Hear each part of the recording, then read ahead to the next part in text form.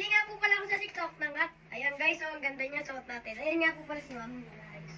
At hindi lang basta-basta ito ha. Ay, kasi gumagalaw yung tenga niya. No? Tingnan nyo naman, pipiting nyo lang dyan yan. No? O, diba? Ang ganda. Tama guys, sabi mo pala ako sa inyo. Ano yan? Hat to, Mami. Bakit? Gusto niyo po ba? Ang ganda naman ang design niya. Alay niyo po. Ang cute. Ayan guys, pinatry ko nga po pala kay Mami. Para nga, ma-experience niya. Hello?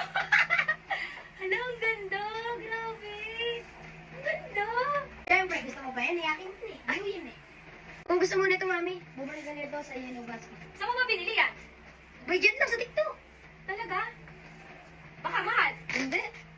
Mura lang. Bukod sa mura lang, ay sulit na rin. Napakaganda nga rin ang quality.